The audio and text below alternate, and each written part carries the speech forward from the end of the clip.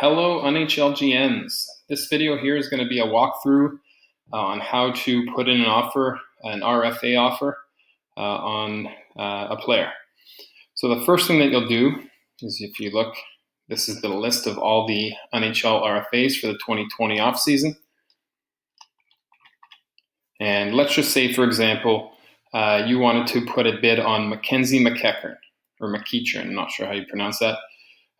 First thing you're going to do is you're going to look up Mackenzie McEachern's NHL cap hit from the 2019-2020 season, because in here you have to put that in L4, okay, in this cell here.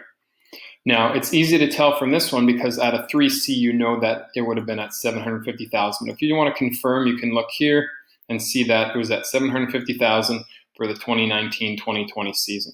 So that's what you're going to put up here in this cell, 750,000. And that's going to give you all the options that I guess all of Randy's options for Anaheim of what offer he could have put in for the B contract extension. So he chose to go 3C. These are C contracts, these are F contracts. So we look at the salary. He went 3C 750. If he wanted to go 4C, he would have had to do 1.5 million. If he wanted to go all the way to 8. Okay, so he chose this one here. So the salary that he's tendered to is a 3C. That has a value of 1.2 million. Okay, that's what you're going to put in phase 2. That's the value of the contract that you are wanting to beat.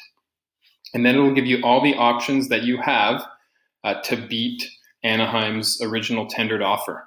Okay, so you could go 4C 663,000, but then that actually, if you chose to go 4C, even though that would beat the offer because it's more years and a bit less money, it's still, if you look here, what I just highlighted, if the salary is lower than the minimum B contract extension, you have to use that extension.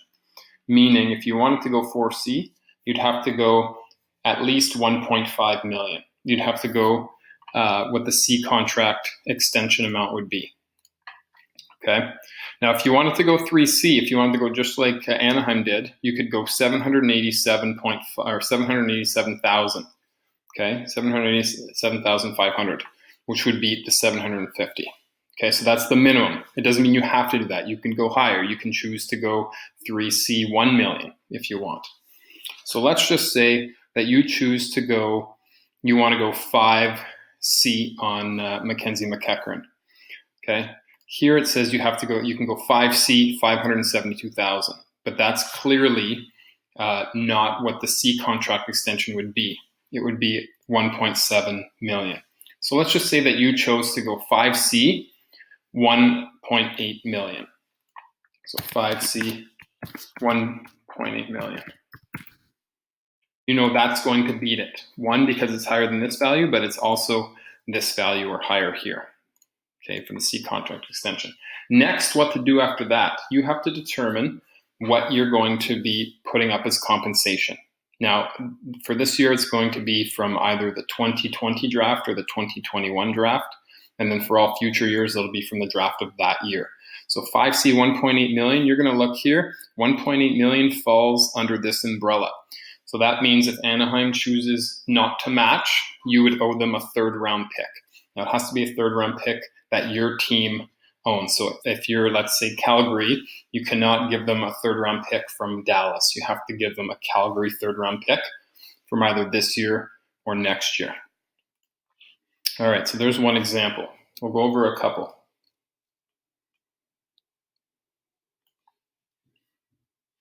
Let me just find the other document right here. Okay.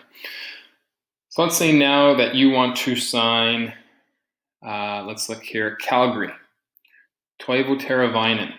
Okay, you want to put an RFA offer on him. We're not putting the 6.15 million in. We're going to put in this upper box here his cap hit. So you look up the cap hit on Cap Friendly, you'll see that his cap hit from the 2019-2020 season was 5.4 million. That's what you're going to put here, 5,400,000. And that's going to give you all of the options that Ray would have had in Calgary to sign him. So if he wanted to go, 5F, it would have been 5,650, 6F, 7F, which is what he did. Okay, so if you look at what Ray's offer was, it was 7F, 6,001 or 6,150,000.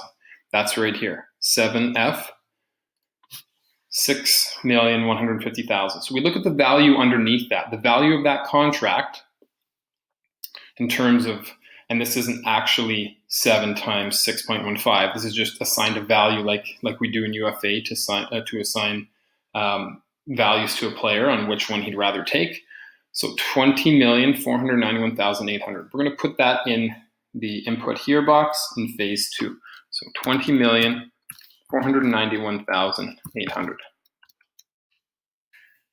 And I'll just extend this so we can see what these are. So that means if you wanted to go a 1C on Toivo Teravainen, you'd have to pay him at least $21 million. Okay, if you wanted to beat the value of that $7 million or 7-year contract. So if you wanted to go a 6C on Toivo Teravainen, you'd have to go at least 8.6 million. Well, we'd look up here. Is it bigger up here? No, a 6C is 6,650,000. Okay, so you could actually go with this one if you want. Or sorry, you couldn't go with this one because it wouldn't beat it in value. You have to go at least 8.6 million. Okay, so this is what you have to go at least this much here, 8.6. Is it higher than the 6.65? Yes. So it actually meets the criteria of being higher than the B contract extension amount. Because you can see here, if the salary is lower than that, then you have to use this one. But this is higher. Okay, so if you wanted to go 6C on Toivo Teravainen, it'd have to be at least 8.6 million.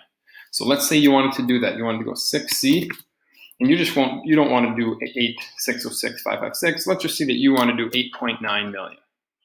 Let's make it a nice number.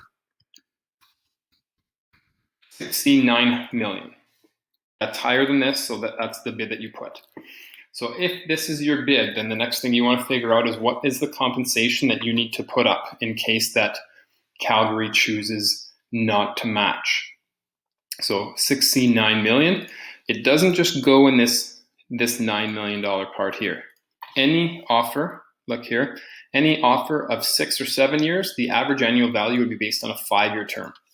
So that 9 million per year,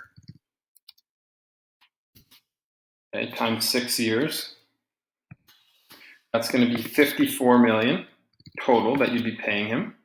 But you're going to divide that 54 million, that total amount, by 5 instead of 6. Instead of being 9 million per year, right? You're going to figure out what the compensation, where it's going to go. So 54,000 divided by, sorry, not 6. You're dividing it by 5, right? It would be based on a 5-year term.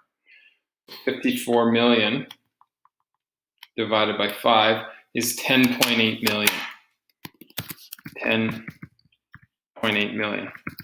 So that means under this compensation schedule, that's more than the 10.56. So you would have to put up 4 first-round picks. So that'd be your first-round picks for the next 4 years. So 2020, or you could either go 2021 all the way to 2024, or in this year, because this is the 1 year that we're kind of transitioning, because we had already agreed on the year after to be the schedule for when the picks are going to be. But after this year, it'll just be the year of the draft. So next year's RFA will be using 2021. But either way, you're going to be putting up 4 first-round picks. And let's just say that you are Minnesota putting this bid. They have to be Minnesota first-round picks. Okay, that doesn't mean if you don't have your pick, you just have to maybe find out who does and acquire it back. All right? So hopefully that helps.